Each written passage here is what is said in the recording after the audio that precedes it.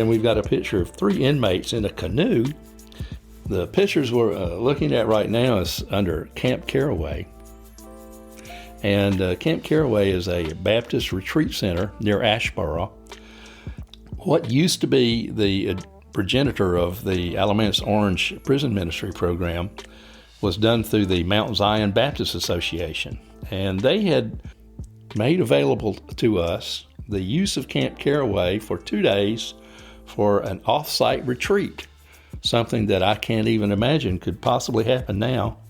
But we had numerous volunteers that came and assisted us, and the inmates, it would be at least one-on-one volunteer per inmate. And here's pictures of the inmates and the staff. The only staff, I believe, were the superintendent and myself, and the rest were all volunteers. Welcome to the 3rd episode of Season 2 of the 98% Life After Prison, a show dedicated to the roughly 22,000 people in North Carolina who are released back into our communities each year. I'm Judy Van Wyk. And I'm April Barber Scales. In our show, The 98%, we explore the many complicated issues and barriers that make it so difficult for people to rebuild their lives after doing time in prison. In doing so, we hope to reveal some of the reasons why the recidivism rate in North Carolina is stuck at close to 49% and explore what can be done to change it. We also want to hear perspectives from people who play different roles in our criminal justice system.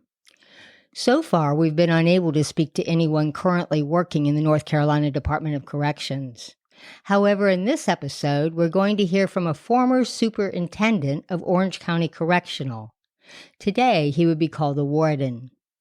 OCC is a minimum security prison for men.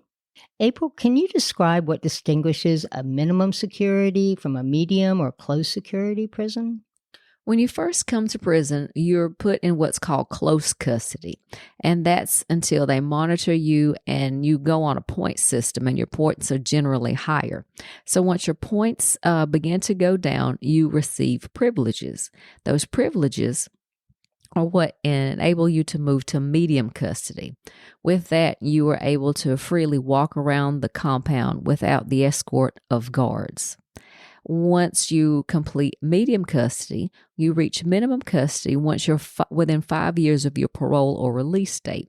You are able to go out on work release, go out on CV passes with a sponsor, and be able to get yourself ready to re-enter into society. Wow. And not everybody goes to closed custody. That's really for serious felonies, right? No, everyone that comes to prison is in its close custody. Even if you have a little bit of time, you're on what's called reception. And with that, you're still secluded with the people that are just getting into prison. You stay there about 2 weeks, sometimes up to 6 months, depending on how many beds are available on regular population. Okay. That's interesting. I learned something today. Next, we're going to hear from that former superintendent at Orange County Correctional. Mike Thumm was the superintendent of Orange Correctional for 20 years, from 1988 to 2008. He remembers a time in North Carolina Corrections when there were many fewer people incarcerated and security was more relaxed. But by the time he became superintendent, the state had changed its sentencing laws, and OCC was rapidly expanding. Let's listen to Mike Thumm describe his career in corrections and his philosophy of rehabilitation.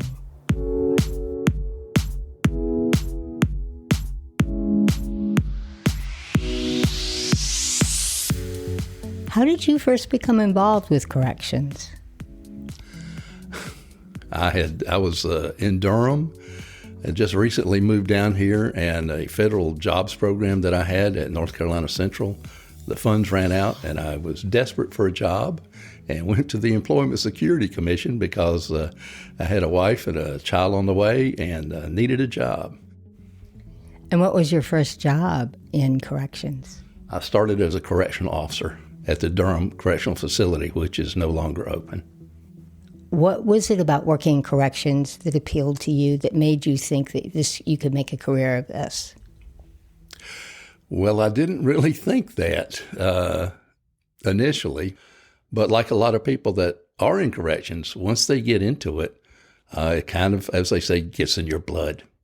And, it didn't take too long because I eventually moved over into the program section, and there, again, a new federally funded program to initiate a geriatric program at the Durham facility, which I was in charge of, and I found that intriguing and a lot of fun and rewarding. So did that facility close? How did you get to Orange Correctional? In 1982, I was promoted from the position that I was in with the geriatric program, from a program assistant to a program supervisor at Orange. When you said that this work got into your blood, can you kind of elaborate on that a bit? If you put your effort into it, and as you get to know the people that are incarcerated, you realize that, in a lot of ways, they are just like yourself. They've made mistakes. Everybody makes mistakes. And there's a saying within corrections, there's two kinds of people. It's the caught and the uncaught. And so you get to know these people, and you realize that they have some of the same hopes and desires and aspirations that you have.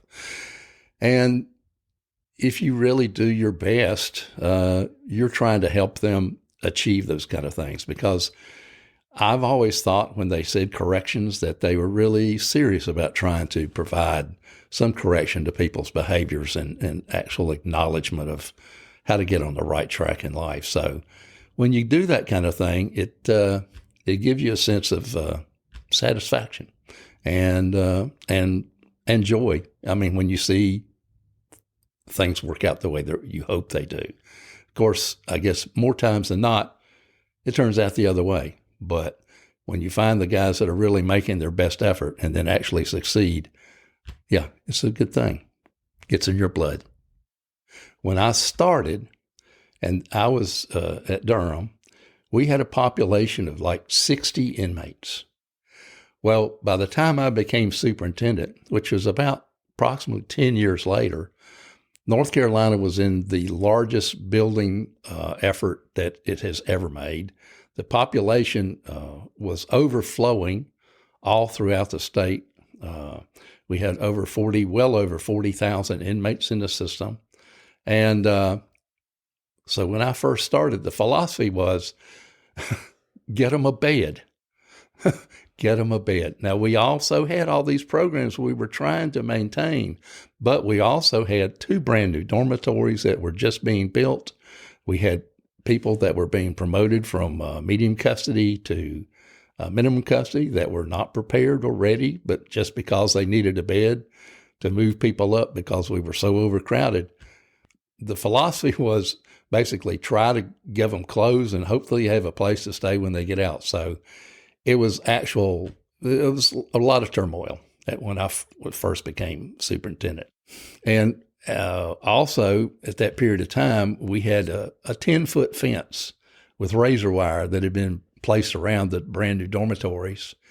And the rest of the facility had a 7-foot fence that was decrepit and had no razor wire. And basically, I could have gotten over the thing. And so we had numerous escapes at that point of time. And so I started out my career dealing with escapes, which is not a great way to start. But once we finally got a fence around the entire facility, that was put under control, as well as the whole process eventually slowed down as we caught up with the beds, and that situation was resolved.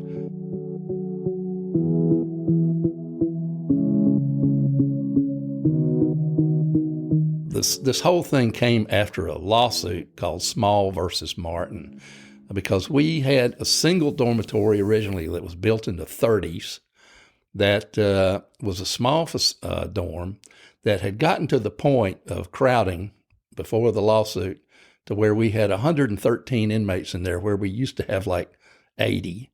And the bunks were triple high. We had triple high bunks, and you had to actually walk sideways in between them. So, we were absolutely ripe for a lawsuit, and it was appropriate if that was the only way we got what we needed.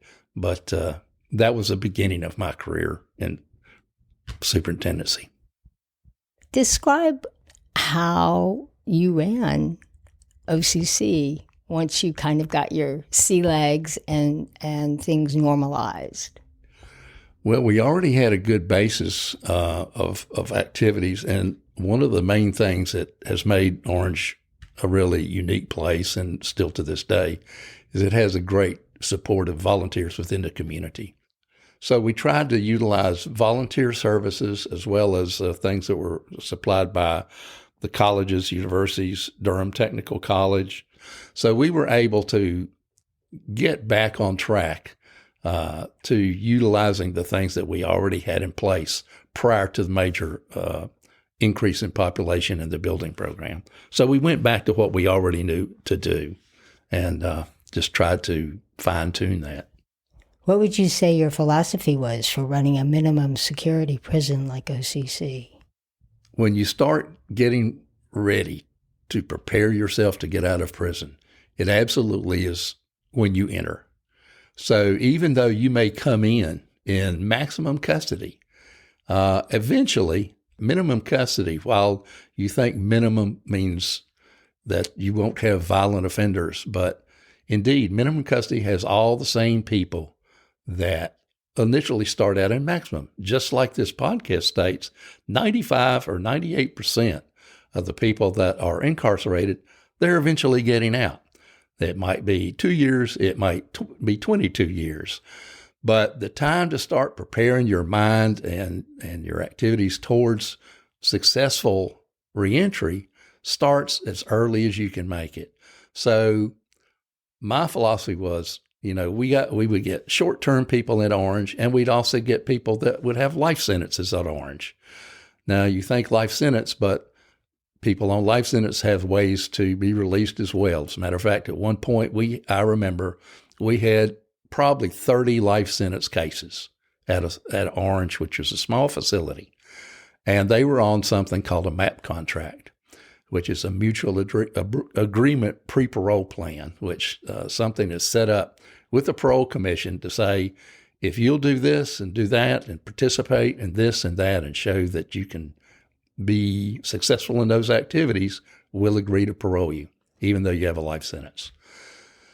So my philosophy was that, give people opportunities, of which we had plenty, to prepare themselves for their release and to make their incarceration a productive time, which a lot of people I've seen, we had people get college degrees while I was in. So that's kind of what it is.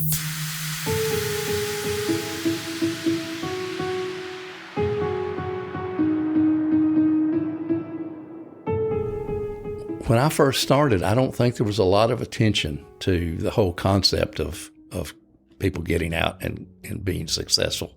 I mean, the main thing about corrections, the primary, and still to this day, is custody, safety, and security. You have to have those before you can have anything else. And so the concept from when I first came in till well into my career, that was the custody and security, and particularly the period of time that we were talking about with the building and those types of things. That takes up the primary mindset of the department. Over a period of time, as people started to see that, people were doing recidivizing, so quickly, we needed to do something to help ourselves, even to keep people from coming back in and saving our own resources and the states, as well as helping the people themselves to try to be more successful once they get out. So the department and myself were very interested in things that we could do to try to help the guys to concentrate on successful reentry. And by the end of my career, at the end of 2008, we had a statewide superintendent's meeting, something that we would have annually. And Theodis Beck was the Secretary of the Corrections at that time. And we had a 3-day meeting. So superintendents, wardens, administrators, all the people within the department that actually made the decisions showed up at this conference, and the primary topic of that conference, almost exclusively, was prison reentry. And it was noted in that conference that North Carolina was a model that was being studied by states all over the United States of the things that we were doing at the time to help support transition and reentry. So I kind of think it's made a major shift from the period of time that I had started to the time that I left. How did you deal with discipline at Orange Correctional? Well, we dealt with discipline pretty much like every facility in the state because there are definite policies and procedures that have to be followed for discipline. And it's it's a pretty complicated sort of situation, but there are lists of infractions that inmates can be written up for. That's the way it's pointed out.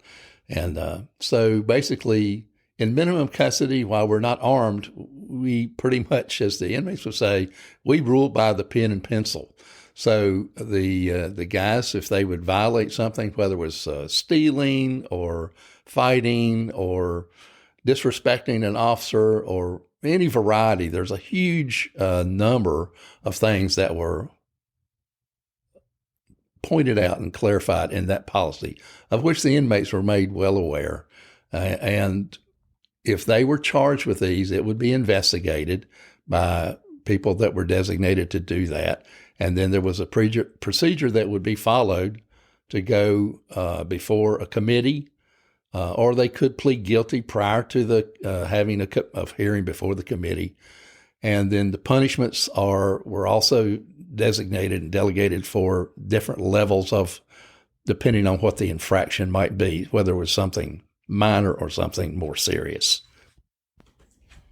And you did not have a segregation unit at OCC during your tenure, but they were building one when you left. What was the motivation for them to build a segregation unit at Orange Correctional?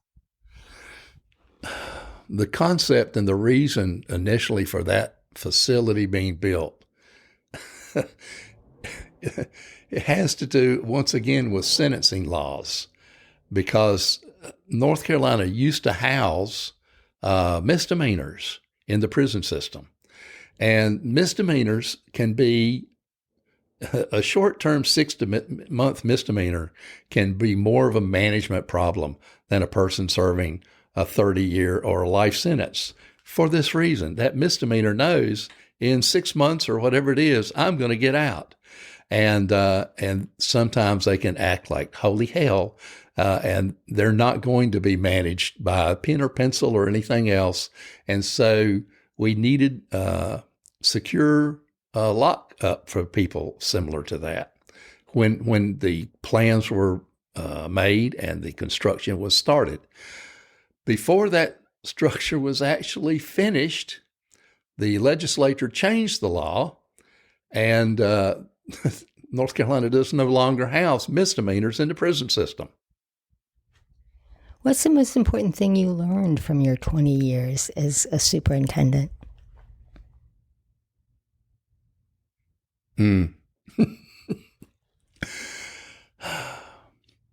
Well, I've always had a tendency to be impatient. So I learned to make a real effort to have more patience and to try to, you have to be a good listener if you're going to be working with guys. And you have to learn to kind of read between the lines sometimes when people are telling you things. And sometimes you have to listen to something that you know is not necessarily true, but let it ride out, and eventually maybe you can get them to come and come clean, and I don't know. It's a hard thing to say. It's a lot of lessons, that everybody's fallible, and I don't know, grace. That's a great answer, actually, I think. Is there anything I've neglected that you want to say about your work, about how you feel about the carceral system, where we are or anything? Well, I don't think that the public has any clue as far as the difficulties of trying to manage the correctional system, of what it takes from a macro to a mega sort of sense. The demands that are placed on the staff to manage something like that are it's hard to describe. I mean, you have to be in it to understand how difficult it is. And currently, I know, and even when I was superintendent, getting people to actually come into the career, although a lot of times once you got them, they will stay, but to get people to come in and stay, because some people, we've had many cases where somebody will come in and they'll stay a week and they'll say, this is not for me.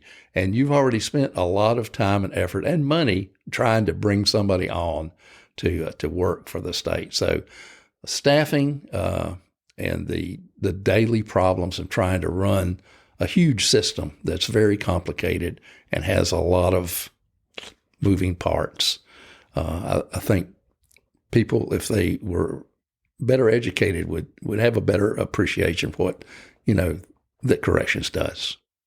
A lot of prisons are hidden away from the public. They're in very rural, kind of remote areas. How do you see the relationship between the general public and the people who are inside? Do you think that there needs to be better education of the public? I mean, how do you feel about that? There's a giant disconnect between where the prisons are and also what the public knows about what we're doing. I think the prison department, at least in the past, was really making pretty good efforts of trying to be transparent, as you put it nowadays. But you made the mention of the places are somewhat obscure. Let's go back to the 1930s. Yeah. I wasn't there then, but prisons were built all around this state to help build the roads. We used to be called the Good Road State. And so they were placed strategically all over the state to basically profit from the inmate labor to help build the roads. And so the prison system of today reflects a lot of those same facilities that are all over the state. Now, a lot of those were smaller facilities that were enlarged or are now closed. But currently speaking, and to your point about the location and how it interacts with the public, when I was describing the building boom that went in the 80s, in the late 80s, facilities were placed, again, with political considerations to locate facilities where there needed jobs. And prisons were looked at job sources for the population in that particular area. Well, that's great to have jobs and things like that, but the problem is, where do you get the people to continue to staff those? And how do you actually incorporate any type of community involvement or knowledge of what the inmates are and what they're about, and how can the public have any contact or association with them to try to be involved in the process of helping them? And why is that important? Gosh, it's like, once a guy comes in, he needs to maintain some type of connection to community, particularly family first. And a lot of times that's not available or possible. But just the understanding that there are people out there that do care about what's going on in the system and with them, and to have some sense of normalcy of what life really is. Because once you get into prison, life is its own sort of little world. It's hard to conceive of a prison now allowing its residents out for a weekend, accompanied by just volunteers. But that was a different time. April, what kind of changes in security and programming did you see during your 31-year tenure in North Carolina's women's prisons? Well, the staffing shortage has seemed to increase over the years. The lack of educational opportunities as well as trades have rapidly diminished. And the turnover rate with staff is really bad. As far as security, I mean, if their work, they're there. Sometimes they do their rounds, sometimes not. Personality, it comes and goes with the staff. They should develop more sensitivity training, especially when women go to a once male-ran facility and they haven't been able to do that, or perhaps they just haven't wanted to implement that. But as far as the difference between men and women, there is a dramatic difference, and that really needs to be addressed and recognized. And we should definitely do a show about that, because women just don't get enough attention, do they? No, they don't. They're just thrown in. They're just thrown in and kind of cast aside. Men get way more privileges and are able to re-enter into society a lot quicker than women. That's interesting. Do you remember in 2017 when 4 prison guards were killed at Pasquotank Correctional during a botched prison escape? Yes. Yes, I do. It's my understanding, at least this is something that Mike Thumm pointed to, that after that, there was a major clampdown in security. And so what do you remember about that? As far as the clamping down, I can't really say. You really can't clamp down if the staff is not there to do so. But I do remember the staff wearing these black strips of tape over their badges to honor the fallen officers. And you're right about the staffing shortage. I mean, now since COVID, it's probably the biggest issue in all of corrections. Correctional officers in North Carolina prisons are down by 40%, and that creates a safety issue for both the staff and the prisoners. Mike Thumm talked about what a tough job corrections can be. Perhaps if the state invested money to professionalize the job of correction officers and paid them better, they could attract better, more committed candidates. They could offer more pay, but they need to offer something that's going to be a lifetime career. They need to offer like educational opportunities and stuff. That would help. Now, along with the shortage of staff being down like 40%, the average life expectancy of a correctional officer is 68 years old. That's horrendous. Yeah. It just goes to show how stressful of a job it really is. Wow. Yeah. No wonder they're struggling. It just means that the approach to incarceration is not working. It's not working on the inside, and it's definitely not working on the outside for those that are watching those on the inside. Wow. Yeah. Well, that's all we have time for today. So join us next time when we learn why they say when someone goes to prison, their family goes with them. Stay tuned for our next episode of the 98% Life After Prison. Until then, be well, stay healthy, and I'll see you in the new year.